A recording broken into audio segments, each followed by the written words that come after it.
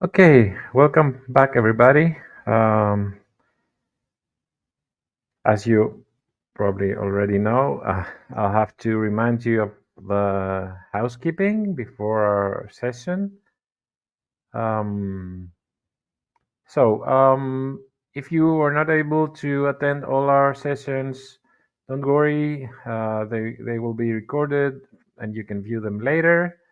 Um, If you have any questions, feel free to write them down in the chat window, which is on your right.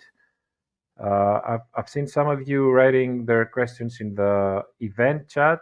Make sure you write them at the session chat so that we can see them and answer and provide them to the speakers to answer them.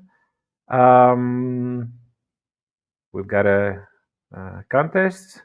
So make sure to take actions within the event to earn points. You can earn points until 1 p.m. on Friday. And then at the closing ceremony, which is on Friday, we will announce the top 5 winners who will receive a prize. It's a surprise.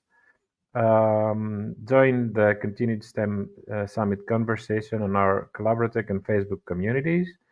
Make sure to use the hashtag IEEE STEM Summit so that everybody can see your posts. And of course, you can download your badge under the resources section, which you can access through the reception page. And after the event, you will get an email by us which will contain a link to download your certificate of participation. Don't forget that we need your support because we've got a IEEE Training Fund at the IEEE Foundation. We a big shout out about the foundation's support, and your donation will provide educators free resources, lesson plans, and activities to engage and inspire school-age children. It will help IEEE volunteers to bring STEM activities to local communities through our STEM grants, and it will support professional development sessions for teachers through the Try Engineering Educator sessions. Now, a great session, a great presentation by Prasan Nair, operational strategies and best practices to win STEM competitions and hackathons. I call Prasan Nair on stage. Welcome, Prasan. It's a Thank you, Stamatis. okay. It's an honor to have you here. I also wanna tell everybody that Prasan is also a member of the Pre-University Education Coordination Committee of IEEE. So it's an honor for us to have him here. Prasan, the floor is yours. Thank you, Stamatis. So I will present the slides, share the screen. I hope my screen is visible. Can you please confirm if my screen is visible? Yeah, I think so. It is visible. So thank you.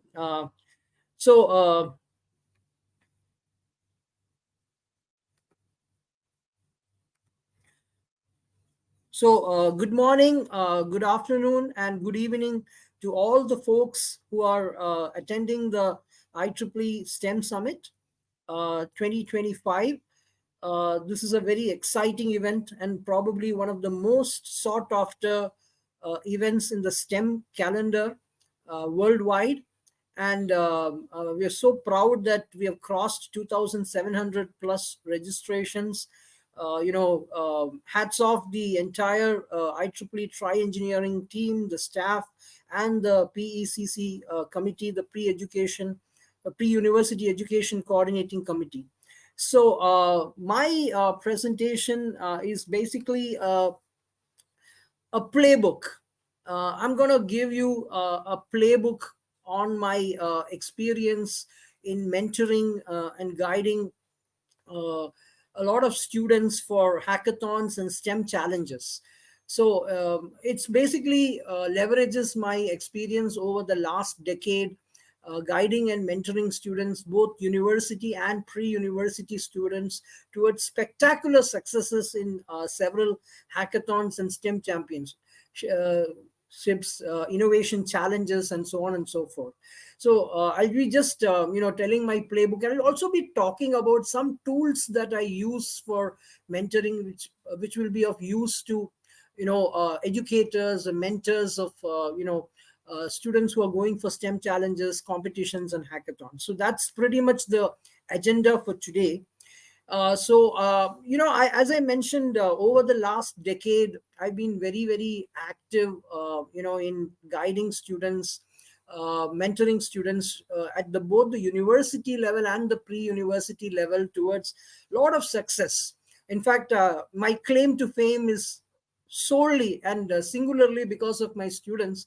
We have had very, very spectacular successes in the university level, a lot of international competitions, more than 50 plus hackathons. We have been able to be on the top 5, top 3, top 10, and we even win a lot of hackathons.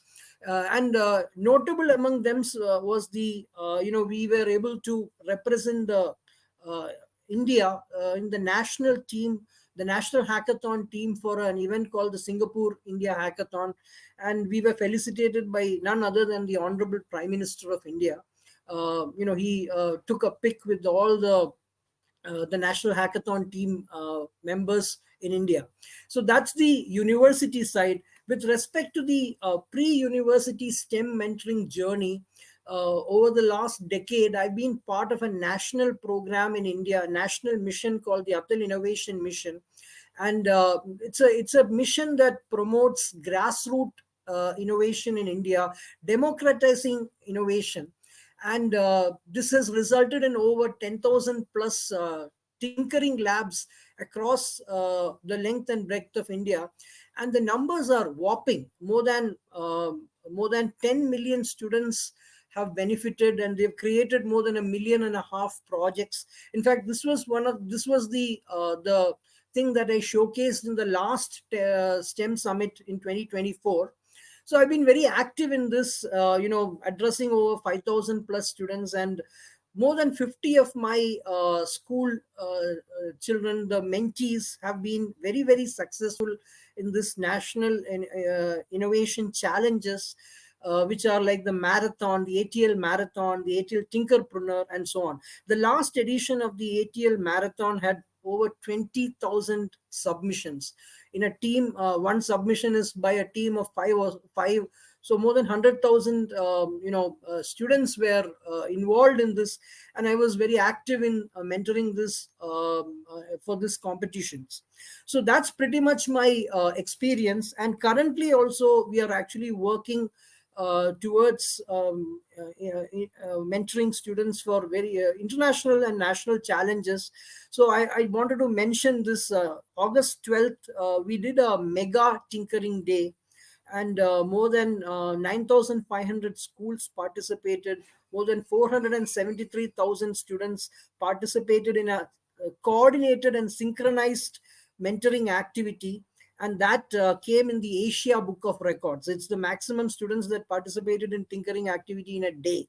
And now we are moving towards a much bigger challenge. There is an event that we are now working on called the Viksit Bharat Buildathon. Viksit Bharat translates to Developed India Buildathon, and we have already had 300,000 plus registrants for this buildathon, and we are working towards taking it to its logical culmination, and hopefully even get a Guinness record in terms of the number of student participants.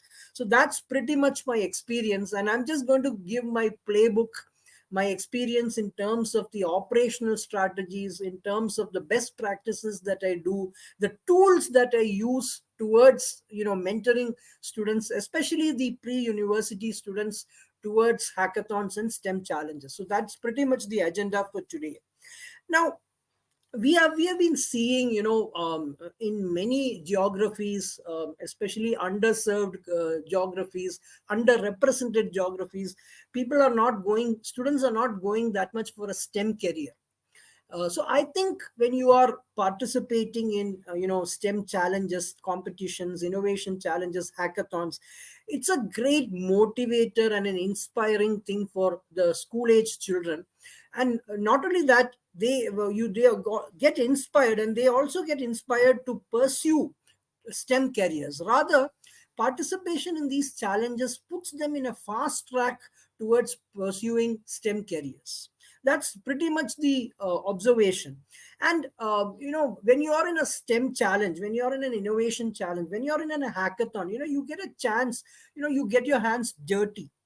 You dive into the problem. You try to solve a problem, and you are unleashing your creativity. You are unleashing your innovation, and you're also unleashing all the vibes that you share in a team and unleashing your teamwork. So this is a beautiful, a wonderful way of being able to you know inspire and motivate children, school age children, towards STEM careers. And I think it holds very good, especially for underserved, underrepresented communities, and so on. In many continents, women, there is a big issue, women towards STEM. It's a major issue in many geographies, perhaps not in developed economies, but in emerging economies, Africa, underserved communities really need this push. And I think STEM competitions and hackathons are very, very advantageous towards that. And before I get into this, what is this challenge, or what is a hackathon? Uh, you know, as I mentioned, a STEM competition, a hackathon puts you on the fast track, puts you on a trajectory towards building something new, building something innovative. And when you have to build something innovative, something cool, something awesome, you have to dive in. You have to get your hands dirty, and you have to completely unleash all the resources, the wherewithal that you have. You have to apply all the concepts, all the theory, all the knowledge, all the skill that you have developed over the years in your school education towards solving a problem. And that's exactly what a hackathon is. A hackathon is, you are building a digital product. You are building a project, a digital product rather. It may be not a full-fledged product, maybe a prototype, but you're actually building something, a digital product. You're interfacing, you're having hardware, you're having software, you're having interfacing, you're networking, you're adding components. But the catch is that in a STEM competition or a hackathon, you're building this digital product in a very small amount of time, a very finite and limited amount of time. It could be, if you're in a it's a 1 day competition, you probably have 6 or 8 hours to develop something. Many hackathons have become so popular. The STEM competitions, they want people to participate. They may go for 2 days, 3 days, 4 days, but generally speaking, STEM competitions and hackathons vary from 6 hours, 8 hours, 10 hours, 12 hours, 24 hours, 36 hours, 48 hours, 72 hours. This is a general trend that we see in these kind of competitions and hackathons. But the catch is that you are building this digital product. You're leveraging all your knowledge, all your skill, all your talent, all your creativity, all your innovation, and building in a very short amount of time. And that's the beauty of the STEM challenge or the hackathon. Building something original, building something awesome in a very small amount of time. You're going through the entire life cycle of a product. You start with an idea, you develop the idea into a concept, you give wings to the concept, make it into a simple prototype, a model, and then you develop the prototype to make something very original, very beautiful, and very awesome, which solves a problem. So that's the beauty of a STEM challenge or a hackathon. This is something I wanted to say before I get into the playbook. Now, I have a very simple, commonsensical playbook. Let me tell you at the outset that this is not rocket science. This is very simple operational strategies that I have employed as a mentor for university and pre-university students towards spectacular successes. And it's just common sense. It's simple. There is nothing rocket science in this. First thing I always do is form a good team. The first thing that you need to do when you are addressing a STEM challenge, or an innovation challenge, or a competition, or a hackathon, hackathons or competitions are never ever a single boy or single girls or a single man's or single woman's game. It's a teamwork, and always it is teamwork. In fact, when you look at the definition of a team, the very definition of a team is that a team is a group of people with multiple talents and complementary skills. Now, I will want to highlight the word complementary skill. That is the most essential requirement of a team, right? Complementary skills. Now I'll give you a simple example. You're developing a competition. You have a STEM challenge to build a smart city. Now, we know what a smart city is: a city that is intelligent. To develop a smart city, what kind of people you need? You need an urban planner, a person who is able to design the city, who's able to design the city in such a way that it is enabled for all the technologies and the smart systems to take over. You need an architect to design the buildings which can enable the smart technologies. You need an electronics engineer to code and install the IoT devices, the sensors and the actuators. You need a software engineer to program these devices to act intelligently.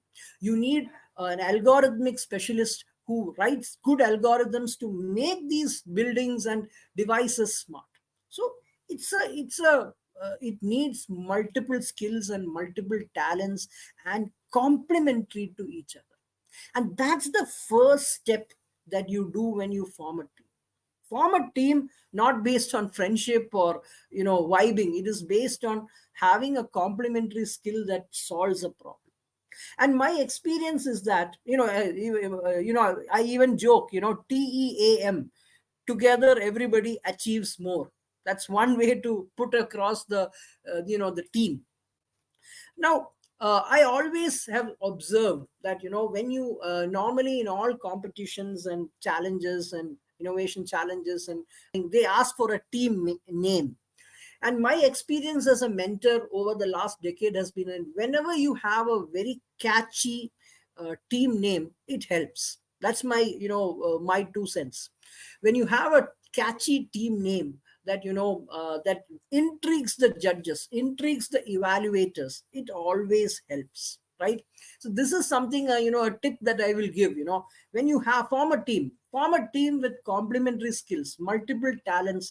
You need multi-dimensional, multifaceted people with many skills, and they should complement each other. And always try to give a very good catchy team name for your team. That is a very important thing. And I don't need to tell you, team performance is paramount. Individual performances always take a backseat. That's always the case in any hackathon or any STEM challenge. So this is the step number 1 in my playbook. Second, you need to identify the correct or the right contest. Now, as a school going kid, obviously you have classes, you have laboratories, practical exams, socials, culturals and stuff like that. It's not possible for you to kind of participate in so many events in a trimester or a semester. You have to be very choosy in choosing the contests. There are so many contests that are happening, dime a dozen rather. Schools may be organizing, governments may be organizing, federal government, state government, companies organize, so on. So many challenges are there. You have to be very focused on choosing a challenge that matches with your team skill set. As I mentioned, smart city. Okay, I have a team with a person who's strong in algorithms, a person who's strong in sensors, actuators, IoT, a person who's got the domain knowledge in building a smart city. That's the kind of skill set you have. So you have to look for a contest, a competition, a challenge that uh, aligns with your skill set. That's a very, very important. And you're studying in school or college or university. You have to take care of your studies. You have to go to school, you have to go to college. You cannot miss so many classes, right? No school or no college will allow that. So you have to be able to choose a contest, maybe one in a trimester or one in a semester, which suits your skill set. Maybe two. Some of my teams, I very, very prolific. I allow them maybe 2 or 3 times in 6 months to go. And it's also a pain to get them leave, because they're going to be missing classes when they go for these competitions. So choose the right contest, the correct contest that matches with their skills. That's the second step. And there are many websites that kind of advertise a lot of competition, STEM challenges, globally rather. I put some of them. Dare2compete.com, it's an international website. It lists a lot of university challenges. It also lists pre-university challenges. I believe there are many such websites that go on advertising the various contests that are happening. What is the schedule? When is it happening? How many rounds are there? Is there an online round? Is there an offline round?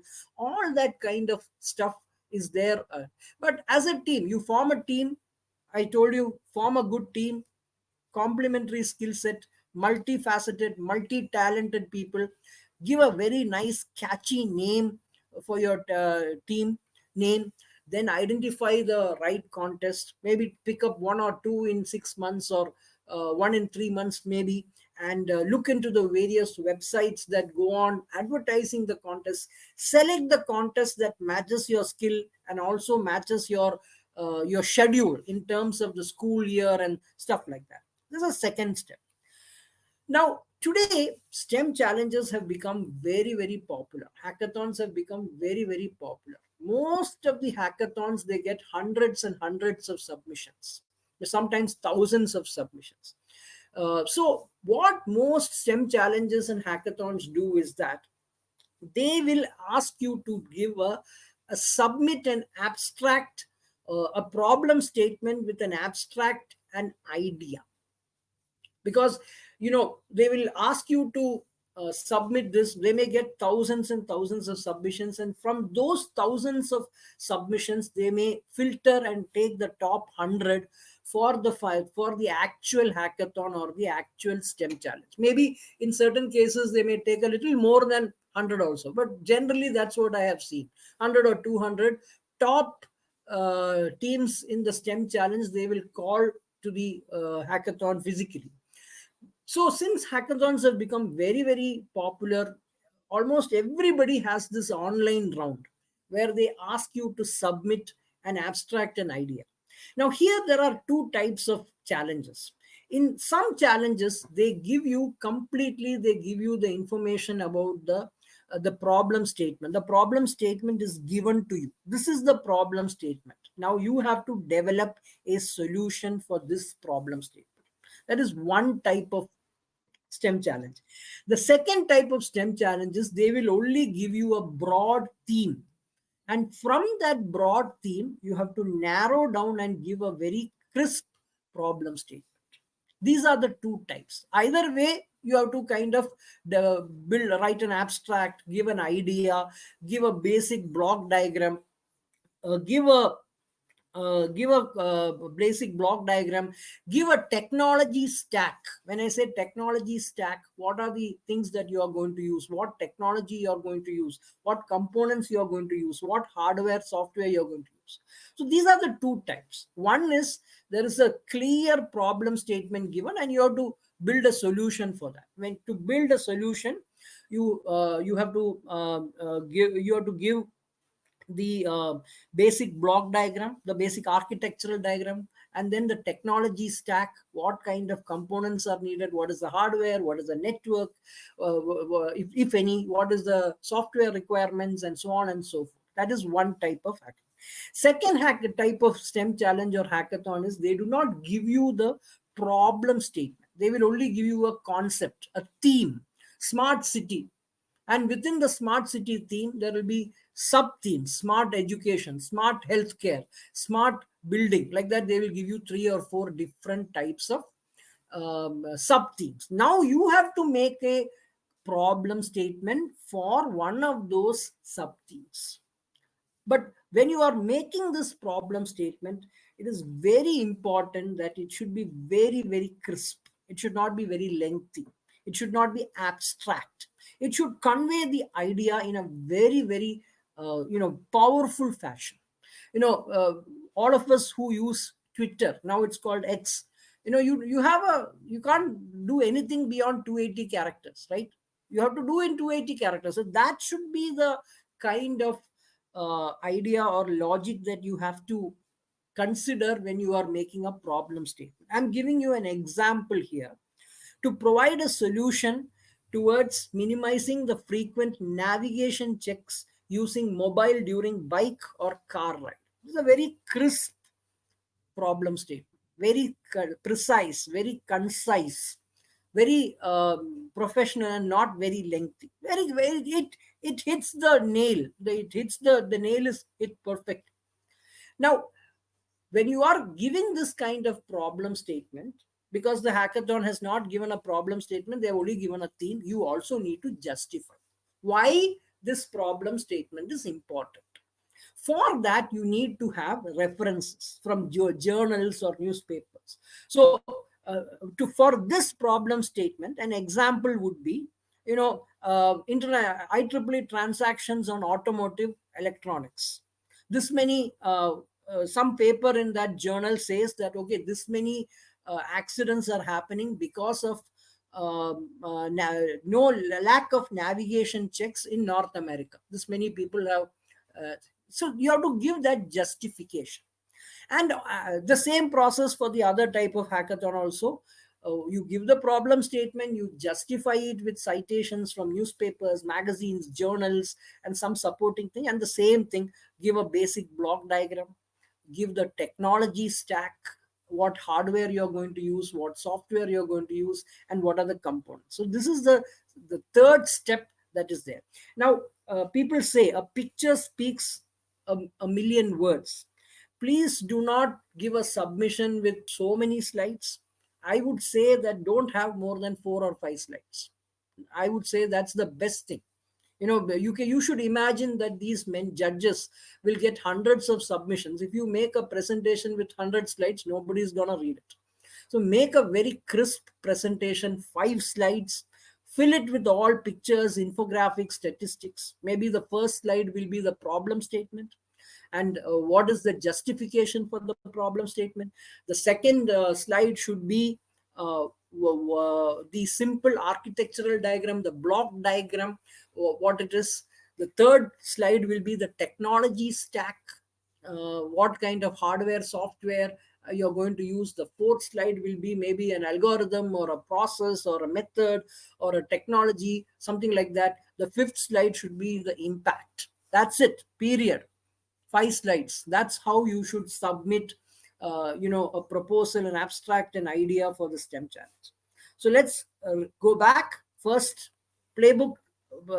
Step number 1, form a good team, complementary skills, uh, have a nice team name, identify the correct contest. Step number 2, look at various websites, plan to attend 1 or 2 in 6 months or so.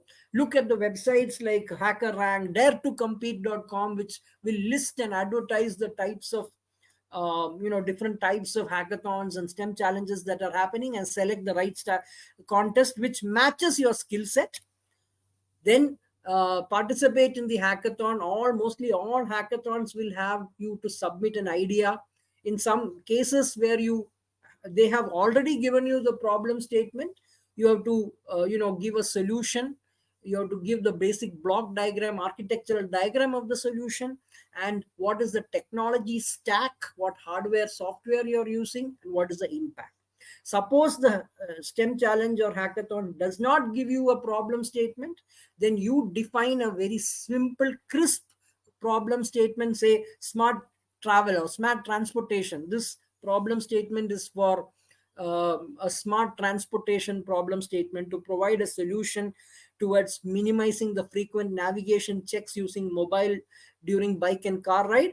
And you justify this problem statement with citations from magazines, journals, or newspapers, and then the same process. Give the block diagram, the architectural diagram, the technology stack, the impact, same process. This is step number 1, 2, and 3. Now you have been selected. I told you, the online round is over. You have sent your problem statement. Hundreds and hundreds of problem statements have come. They have selected the top 100. They have told you to come for the STEM challenge, come for the hackathon. Now, please understand that there is a lot of things to be done. Now maybe they may inform you 10 days or 15 days or 20 days before that, you have to come for the STEM challenge, the hackathon. It is in this place. You have to book your travel, your tickets. If you're traveling by flights, or if you're traveling by train, or whatever, you need to make your travel plans. If you are traveling abroad, you need to understand, you may be taking electronic components, you may be taking equipment to solve the problem. You have to check all the visa rules, the immigration rules, the various rules and regulations with respect to the import of these equipment. You need to get letters from your school saying that you are bringing the following equipment for the hackathon, for the STEM challenge. This is only for the purpose of this competition, and obviously you have an invitation to the competition. These are very, very important things that you don't need to do before you start going to the actual venue of the STEM challenge or the hackathon. Now, while you are doing all these things, it is very important that you get the schedule, the minute to minute schedule and agenda of the hackathon in advance. You have to get this in advance. You have to tell them, please share the schedule of the hackathon. Please share it with us, because you need to know what you're going to do exactly. See, if a hackathon is 24 hours, right? You can't be expecting to work in all 24 hours, right? You need to know exactly, right? If there is an inaugural ceremony, is there a mixing session, is there a social session, a cultural session? All these things are very, very important. So you need to know all those things. Ask the organizers for an actual schedule of the program, and then plan exactly what you are going to do over there. So you have applied for the visa, you have booked your tickets, you have reached you have taken the components, you've got letters which you show to the customs authorities that, okay, I have this equipment, this is only meant for a competition. You reach the hackathon site, you go to the venue, and they have the schedule. You already know what is there. Now, something that is very important is, many students don't understand this. Many students are extremely what is that, paranoid. Oh my god, I want to win the STEM competition. I'm not going to attend anything. I'm going to not sleep. I'm not going to eat. I'm going to not skip all the sessions that are there. That is, believe me, that will always be taken against you. Do not skip any part of the hackathon or the STEM challenge. There is an inaugural ceremony, there is a mixing session, there is a social session, there is a cultural session. It's very important that you attend everything. You skip it, sit in the room and work on your project, it is always taken against you. Now, believe me, I've Prashant, seen. Yeah, we've already, you know, they only have 10 minutes yeah, for yeah, the yeah. next session. So I'm yeah, almost done. Yeah, yeah, yeah. Please make it really quick, like one yeah, minute or so. And they have some questions. I don't know if we can yeah, yeah. entertain No, I'll do for another 3-4 minutes, and then I'll have questions. Is it fine? them. No, because Okay, okay, we're okay. already 5 minutes late. That's Yeah, a yeah. problem. Okay, okay. So make So it quick. that is what you have to do in this kind of situation, right? You have to attend all the events that are happening. Do not miss any sessions that are happening.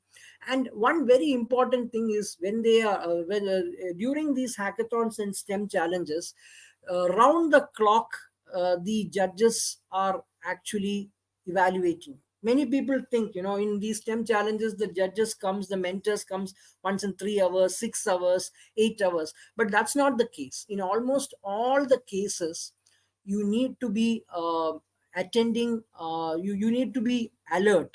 The judges will come at any point of time during the STEM challenge, so you have to be alert at that time. Don't think that the judges will come every 3 hours or every 6 hours or every 9 hours and so on. Yes, they will come at that point of time. You have to be alert, but most of the time the judges for STEM challenges and hackathons, they are there on the site, and they will ask you questions informally and formally. So you should always be ready for this kind of thing. And when a judge comes, maybe after 6 hours or 3 hours, and ask you, you do a presentation, you make a demo, but be very, very crisp, because the judge will select you based on these criteria: how unique your problem is, how complete the problem is, how useful it is it possible to take it to the next level, is your team having very good vibing and clarity, and how your problem is relevant to the hackathon team, and finally the business interest or the societal context. This is very important. If a company is conducting a STEM challenge, you have to do you they want you to do something that helps the company's products or services. If it is a societal thing, you're doing something for healthcare, you're going to do something that perhaps will going to be changing the world. So this is what the judges will be looking at when you present. Now, I told you hackathon may be 24 hours, but the judges may come every 6 hours or 8 hours, but 24 by 7 they will be at you. So you should be ready informally. Those sessions, those conversations, that are the most important in many of these things. This is a very important thing from my playbook. And finally, they will call you for a power judging. A power judging is the final. From the 100 teams that are on site, they will select the top 10, do a power judging. Power judging is a different ball game. It's more of a power presentation where you have a very small amount of time. And I always tell my teams, only one person should present. All of you need not present. One person may present and the others can answer questions. If somebody is talking about this technology, X will answer. If somebody is talking about this technology, Y will answer. So that is the kind. It is a pitch. Power judging, your strategy should be more like a pitch rather than a very, very focused technical presentation. Yes, you can maybe talk 2 minutes about the project, do a demo for 2 minutes, explain the architecture, and then pitch it to the judges that this is going to change the world. And some very important thing: be very honest. If you bluff, they will catch you. If you don't know something, say that I do not know. Use a sense of humor. One person only needs to present. The person should use humor, have a good presence of mind, and always at the end of your presentation, the power judging, thank the organizers and wish the best to all the teams. So this is the simple things that I use in my playbook. Since we are running out of time, I'll just give you the names of some tools that we use for helping my teams, like a fishbone diagram. This is a cause and effect diagram. You can Google this and find out. It's very self-explanatory. A fishbone diagram will help you to analyze problems. A mind map will help you to understand what is there in each stakeholder. If you are building an app for a mental health patient, you need to make a mind map of the mental health patient. You need to make a mind map of the doctor, of the nurse, of the person who's accompanying the patient, and so on. This will give a feel of what this person experiences, what he feels, what he thinks, what he hears, what is his frustration, what is his desire, and so on. Another tool that we use is a business model canvas, Once you have made a product, it's very good to use a business model product. You know what is your competitor, what is your product, what is unique about your product, who are the partners, what are the relationships, what distribution you need to do, and so on. So these are some of the tools that we can use: the fishbone diagram, the mind map, and the business model. Thank you so much for this opportunity. I'm so happy to be able to share my playbook that's been very successful till date. Thanks to IEEE Try Engineering for this opportunity, for this exciting STEM summit. Over to you.